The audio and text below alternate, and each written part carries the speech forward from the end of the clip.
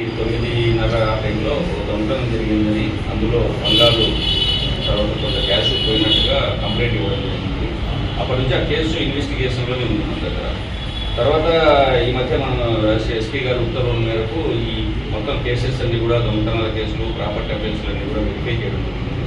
దాంట్లో వెరిఫై చేస్తున్నప్పుడు ఈ కేసు కూడా పెండింగ్ ఏ కేసు ఉంటే దాన్ని ఇమీడియట్గా మన కోడుమూరు సిఐ గారు కపిలేష్ గారు, తర్వాత కొత్తగా వచ్చిన ఎస్ఐ గారు వేణుగోపాల్ గారు దీని మీద స్పెసిఫిక్ ఇంట్రెస్ట్ తీసుకునేసి ఈ కేసు ఏంటి, ఎవరు చేసి ఉండొచ్చు అని చెప్పేసి అంతా వెరిఫై చేసి దగ్గరలో ఉన్న సీసీ ఫుటేజ్లు, తర్వాత పాత నేరస్తులు వాళ్ళందరూ కూడా వర్కౌట్ చేసుకుంటారు. అంటే ఈ అక్యూజ్డ్ అయిన గిరి వెంకటేష్ అతనికి కంప్లైంట్ కొంచెం సమీప ప్రతిభే అతను కొన్ని చోట్ల ఐడెంటిఫై కావడం జరిగింది అనుమానాస్పద పరిస్థితుల్లో.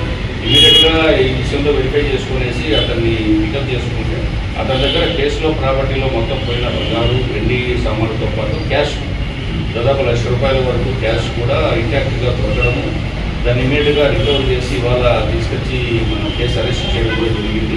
ఈ ప్రాపర్టీని ఇమీడియట్గా కోర్టుకు పంపిస్తూ ఇది ఎవరైతే లాస్ అయినారో, ఎవరైతే ఫిర్యాదు చేస్తున్నారో వాళ్ళకు కోర్టు ద్వారా ఇవ్వడం జరుగుతుంది. అట్లాగే ఈ అప్పీల్ని కూడా ఇవాళ రిమాండ్ కూడా పంపించడం జరుగుతుంది.